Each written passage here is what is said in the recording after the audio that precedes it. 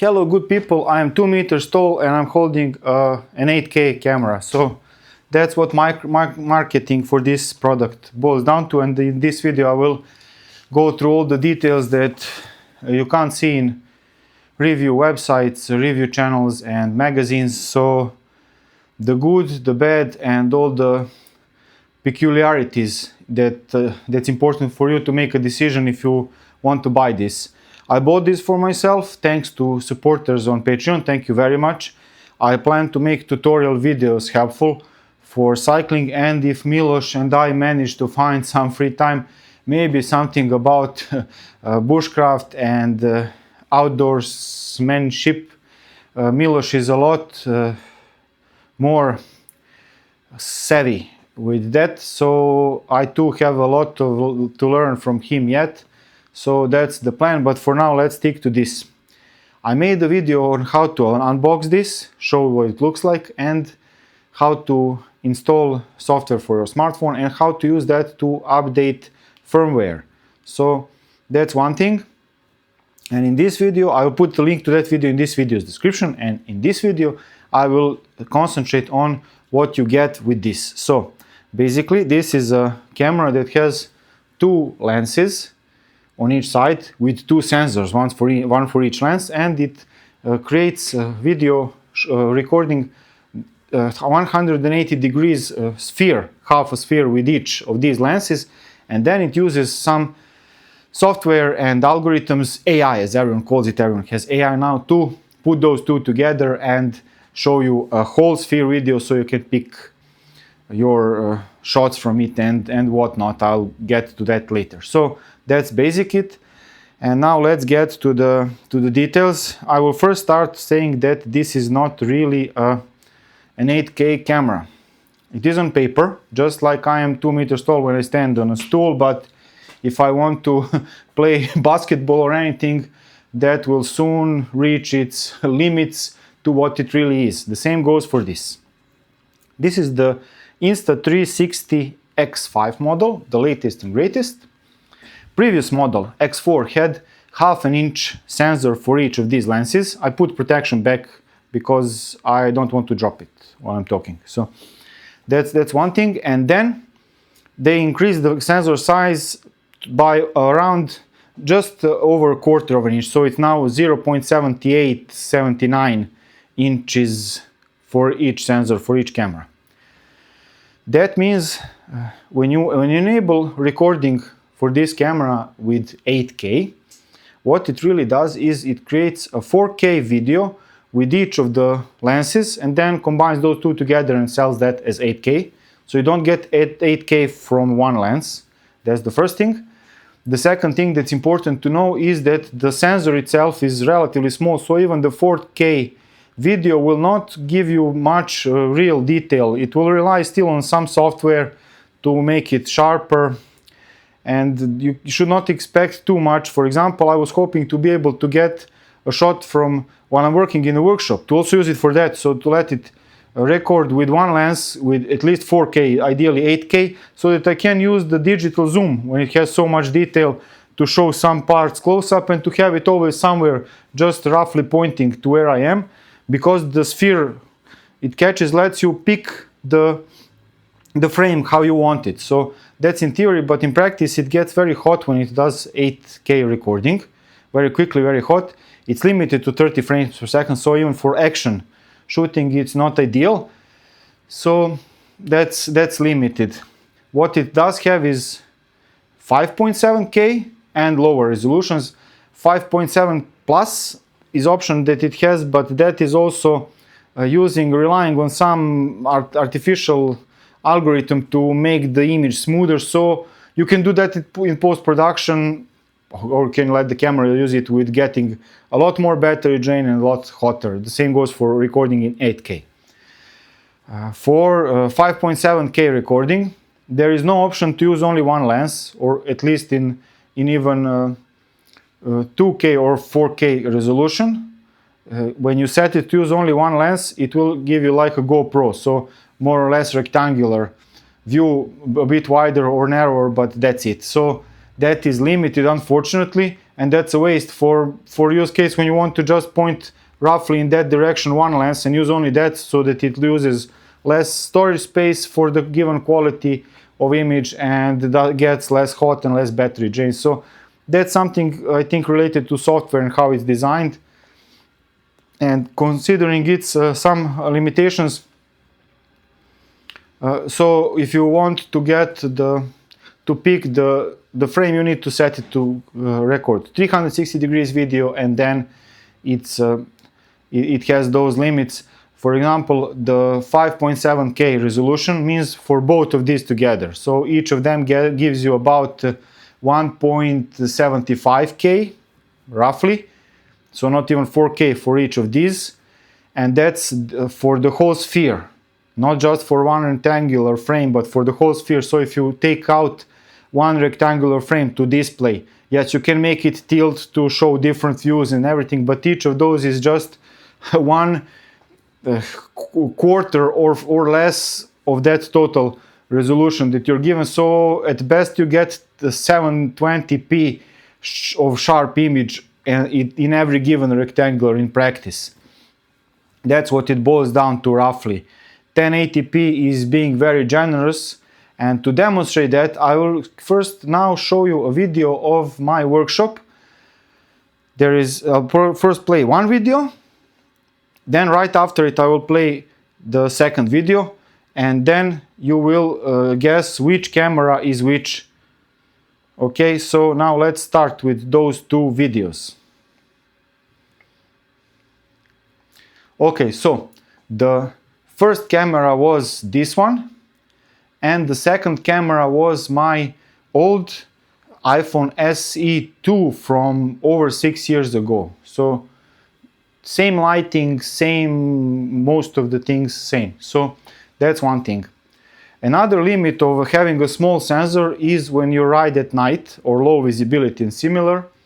So then you need to set the mode that says PureVideo, and that uses a lot of artificial intelligence to get the most out of the very little it can see actually, and it's limited to 30 frames per second. And I will now roll a video of a night ride with relatively decent street lighting so that you can see what that looks like. Let's put that on.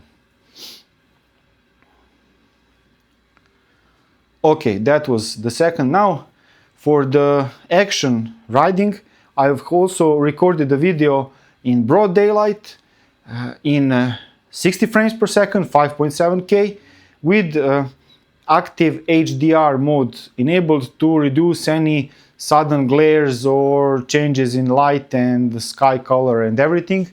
And there you can see the pretty good image stabilization.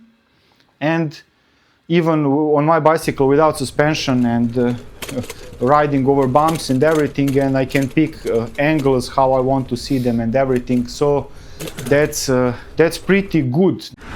Okay, so now talking to myself and testing audio. Wind is moderate, not strong but also not weak. This is broad daylight, of course. 5.7K resolution, 60 frames per second. HDR is on. The settings, I'll put the details in the video overlay, and 360 degrees recording, of course.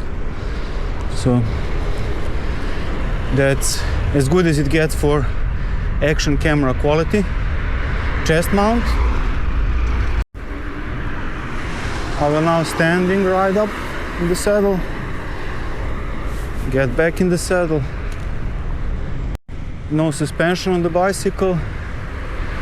So this is the stabilization that camera makes.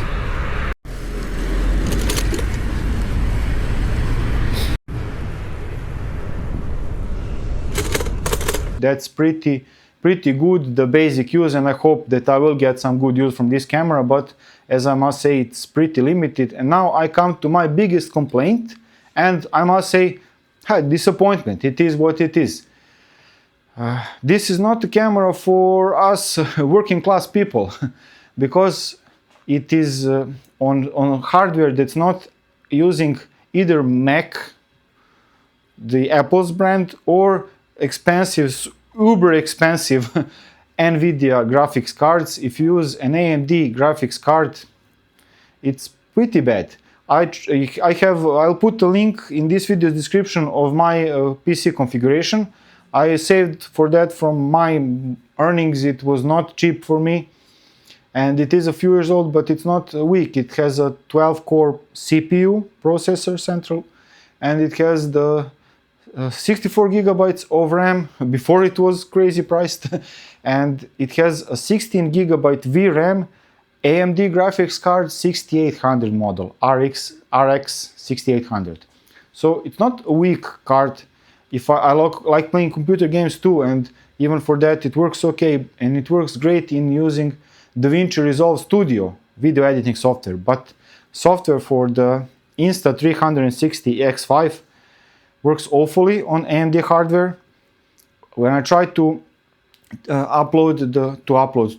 put on my very fast Samsung NVMe SSD recording that I made with this in 8K and try to pick frames using the software that came with the camera, it's literally watching slides. It's not playing video. No. One slide, then half a second break, and the next slide, and so on. Very frustrating, practically useless. Now, for 5.7K videos with both cameras, that's acceptable. But still a bit slow and frustrating, but it works okay when I press play. Sometimes a bit of a hold up, but it generally works. And when I want to skip parts in the timeline, that's when it gets a bit confused. So based on my experience with the software that I'm using, DaVinci Resolve Studio, that too does use the CUDA cores of NVIDIA graphics cards, but if you don't have them, it has alternative that works pretty good with AMD cards. It's not completely useless. But this software, it's lacking, and I must say that's a problem, and you should expect that. And it is a bit frustrating too. You make recordings, but in order to make a video, you need to edit those to pick which. It's 360-degree recording, so you can pick which angle you want. You can make transitions and whatnot, but that is not very practical. So relatively small camera that gets again very hot when you're recording in 8K. So even if I had an expensive video cards, I would not be able to practically use the 8K videos. Probably not very good for battery durability and for overall durability of the gadget. So it's 5.7 or 4K for the whole sphere, basically 720p camera compared to something else. And the stabilization itself is good, but I don't think it's, as far as I can tell, it's not any better than GoPro.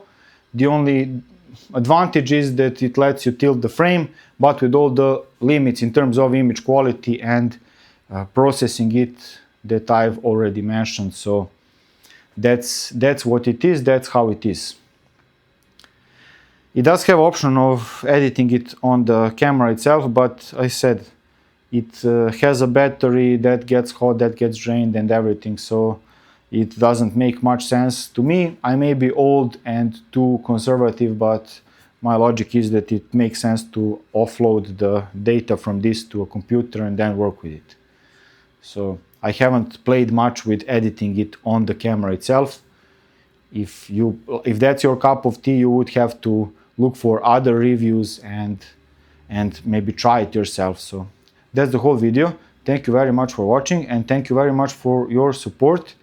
I did do a lot of Googling and asking around before I decided to buy this camera, and it is not ideal, but I hope that for my intended use case, despite its flaws, it will be more good than bad.